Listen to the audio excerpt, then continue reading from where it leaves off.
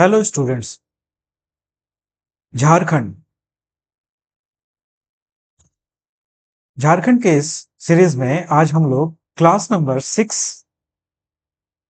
में पहुंच चुके हैं। पिछले क्लासेस में काफी सारे क्वेश्चन, हम लोगों का टारगेट है कि हम लोग कम से कम 5000 क्वेश्चन यहाँ झारखंड से रिलेटेड सॉल्व करेंगे। क्लास नंबर 5 में हम लोग जैक के कुछ पिछले वर्षों में पूछे गए क्वेश्चन को सॉल्व कर रहे हैं और उसको समझते हुए भी आगे बढ़ रहे हैं। चलिए, हम लोगों का जो मूल मंत्र है, धीरे धीरे आगे बढ़ना, स्मॉल स्टेप्स एवरी डे, इस मंत्र के साथ आज के क्लास को शुरू करते हैं। आपका ज्योग्राफर अचीवर्स चैनल में पुनः स्वागत है। और हम लोगों का आज का क्वेश्चन कहां से है? तो जैक PYQ। ठीक है, पिछले क्लासेस में हम लोग 20 क्वेश्चन को इसके PYQ में के अंतर्गत में सॉल्व कर चुके थे। आज हम लोग उससे आगे बढ़ते हैं। ठीक है, उम्मीद करते हैं कि पिछले क्लासेस को आप लोग बहुत अच्छे तरीके से देख लिए होंगे। नहीं देखे हैं तो इस वीडियो के साथ नीचे डिस्क्रिप्शन में मैं चैनल का नाम, पिछला वीडियो, सारा कुछ दे दूंगा। और सारे क्लासेस के बाद अपने टेलीग्राम चैनल, जहां पे इसका पूरा PDF फ्री में आपको अवेलेबल करा दिया जाएगा। चैनल इसी वीडियो के डिस्क्रिप्शन में लिंक किया हुआ है। चलिए आगे बढ़ते हैं। 20 क्वेश्चन, हम लोग सीधे पहुंचते हैं आज के 20 क्वेश्चन पर। ये सब हम लोग देख चुके थे। 20 20 20।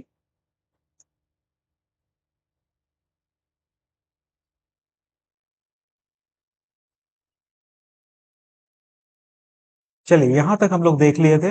आज अगले क्वेश्चन पे, पहला क्वेश्चन है आज का, कपास उत्पादन के लिए सबसे अच्छी मिट्टी कौन सी है? मतलब सर्वोत्तम मिट्टी कौन सी है? ए लाल मिट्टी, पीली मिट्टी, सी काली मिट्टी, या डी लेटेराइट मिट्टी। तो हम लोग को पता है कि कपास के लिए सबसे अच्छा मिट्टी कौन सा है?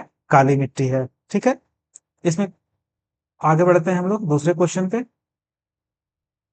आज का दूसरा क्वेश्चन है, सिंधु नदी किस सागर में गिरती है? कौन नदी? सिंधु नदी किस सागर में गिरती है?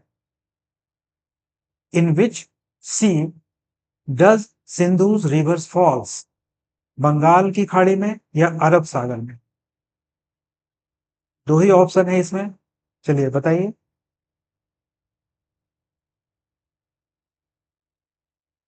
कहाँ गिरती है?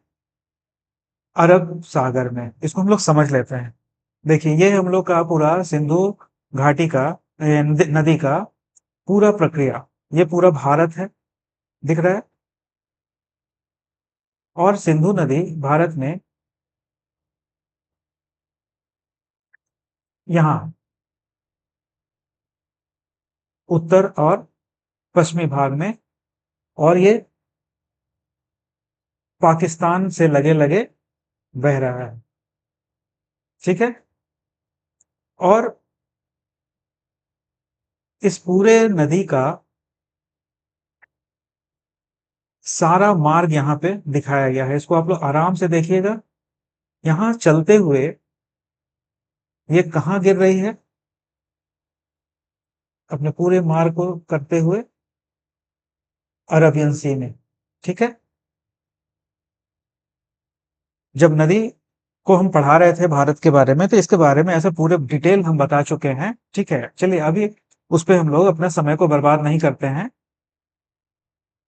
पिछले क्लासेस में जो भी भारत के नदियों के बारे में बताए हैं, उसके PDF नोट्स को, जो आप लोगों को पेड क्लास में मैंने प्रोवाइड कराया है, पढ़ लेंगे।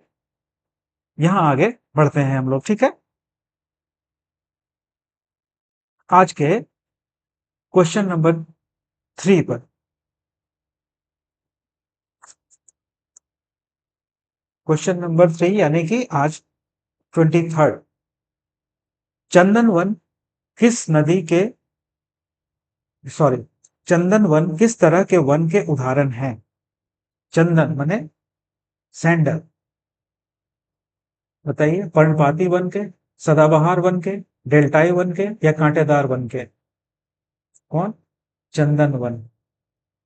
तो ये चंदन वन हम लोग जानते हैं कि कहाँ पाया जाता है, पर्णपाती वन में। क्लियर।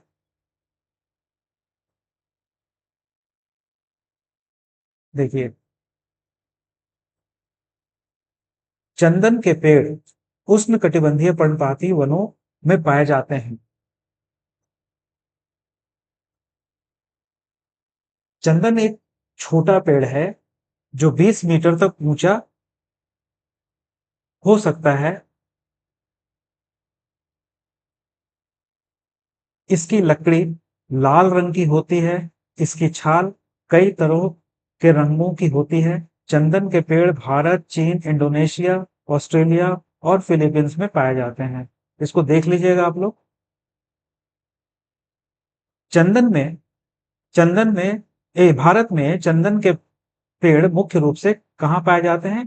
कर्नाटक के जंगलों में पाए जाते हैं। कर्नाटक में चंदन को राज्य वृक्ष माना जाता है। और देखिए, एक क्वेश्चन और पता चल गया कि कभी कभी पूछ सकता है कि कर्नाटक का राज्य वृक्ष क्या है, तो चंदन ही है। अभी आया था ना फिल्म कोई पुष्पा। हाँ, वो सब तो याद रहेगा ही। मैसूर शहर को भारत का सैंडलवुड शहर कहा जाता है। किसको? मैसूर को। ये दो चीज हम लोग को यहाँ जानने वाला चीज पता चला। मैसूर शहर को सैंडलवुड भी कहा जाता है। ठीक है, चलिए आगे बढ़ते हैं हम लोग नेक्स्ट क्वेश्चन पर।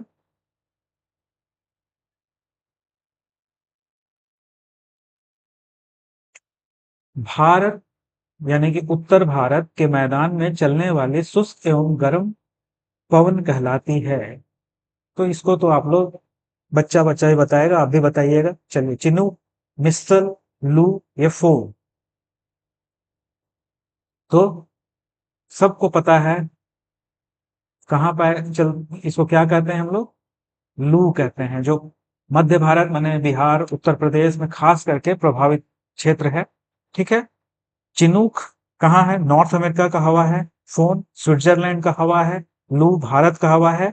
मिस्टल, चलिए इसको आप लोग गूगल कीजिएगा और देखिएगा और कमेंट सेक्शन में जरूर बताइएगा कि मिस्टल, जो मिस्ट्रल हवा है वो कहाँ चलती है। ठीक है, आगे बढ़ते हैं हम लोग नेक्स्ट क्वेश्चन पर।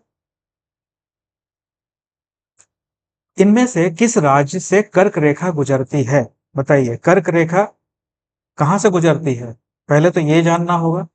चलिए अभी पहले क्वेश्चन को सॉल्व करते हैं। झारखंड से गुजरती है, उत्तर प्रदेश से गुजरती है, बिहार से गुजरती है या उड़ीसा से गुजरती है? ये कहां से गुजरती है? झारखंड से गुजरती है। ठीक है। कर्क रेखा जो है 23.5 डिग्री उत्तर को कहा जाता है।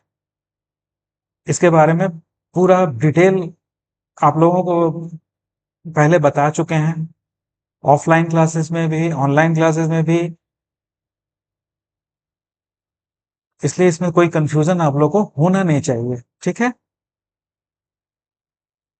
देखिए, ये राज्य है, या ये प्रश्न भी बार बार परीक्षा में पूछा जाता है कि जो कर्क रेखा है भारत के कितने राज्यों से गुजरती है। एकदम इसको याद कर लीजिएगा, इन 8 राज्यों को।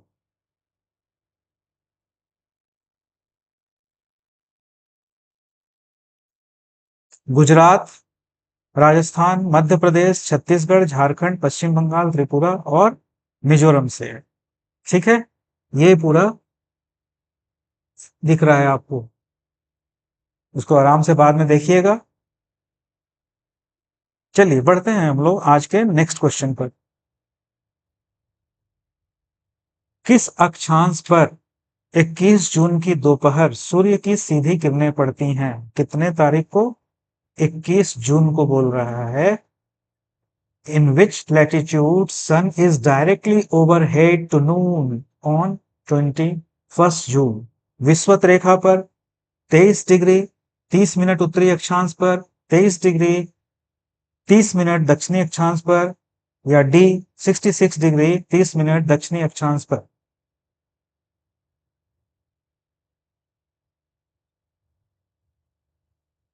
कोई आइडिया?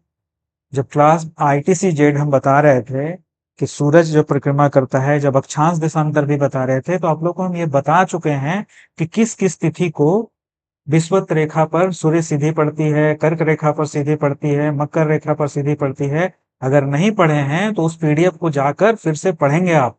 ठीक है, इसका आंसर है बी।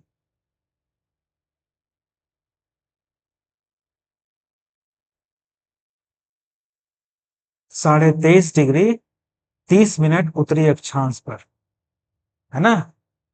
अभी भारत को देखें ना, पिछले क्वेश्चन में कि कर्क रेखा वही है 23.5 डिग्री पर जो रेखा गुजरती है नॉर्थ में, उसको कर्क रेखा कहते हैं। चलिए इसके बारे में थोड़ा एक्सप्लेनेशन भी हम दे दिए हैं, उसको भी पढ़ लीजिएगा। 21 जून और 22 दिसंबर संक्रांति के दिन है। किसके दिन है? संक्रांति के दिन है। मतलब इस दिन सूरज 21 जून और 22 दिसंबर को कभी कर्क रेखा पर और 22 दिसंबर को मकर रेखा पर सीधी पड़ती है। ठीक है, अर्थात सूर्य 21 जून को कर्क रेखा से दक्षिण की ओर अपनी यात्रा शुरू करती है ना। जब 23.5 डिग्री पर सीधा चमकते रहता है तो वहां से दक्षिण की ओर बढ़ने लगता है। उत्तरायण दक्षिणायन पूरा डिटेल आप लोग को बता चुके हैं पहले। 22 दिसंबर को मकर से उत्तर की ओर अपनी यात्रा शुरू करती हैं। कितने तारीख को? 22 दिसंबर से, है ना। यही कारण है कि 22 दिसंबर को सूरज जब मकर रेखा पर सीधी चमकती है और 23 दिसंबर से ही उत्तरायण होना शुरू करती है, दक्षिण से उत्तर की ओर चलने लगती है। ये एक अलग पूरा विषय है, इसको हम फिर से डिटेल बता देंगे आप लोगों को, लेकिन पिछले क्लासेस के वीडियो को जाके देख लीजिएगा। किसमें? आईटीसी जेड में। या अगर आप लोगों को ध्यान होगा तो शायद डिस्क्रिप्शन में टेलीग्राम चैनल के लिंक को मैं डाल देता हूं, वहां से आप लोग इस आईटीसी जेड और अक्षांश देशांतर वगैरह वाले चैप्टर को अगर डिटेल जाकर देखेंगे तो ये सब सारा समझ में आएगा। उसका पूरा पीडीएफ नोट्स वहां दिया हुआ है ना। चलिए आगे बढ़ते हैं आज के क्वेश्चन पे। क्वेश्चन नंबर 27 पर, वायुमंडल के कौन सी परत का संबंध मौसमी परिवर्तन से है? क्या बोलता है? बहुत सारा परत है, याद है कि भूल गए? चलिए हम याद दिलाते हैं। वायुमंडल में कौन सी परत? क्षोभ मंडल में, समताप मंडल में, ओ सॉरी ताप मंडल में, या मध्य मंडल में, या बाह्य मंडल में? तो सबसे निचली परत कौन है? वही ना सारा गतिविधि एक्टिविटीज होगा। आंधी तूफान, बिजली का चमकना, पानी का बरसना, सब पहले लेयर में होता है। चलिए समझ में आया पहला लेयर कौन सा है? पहला लेयर है क्षोभ मंडल। ठीक है, चलिए इसको देख लेते हैं हम लोग। ये रहा तीनों सारा मंडल वायु के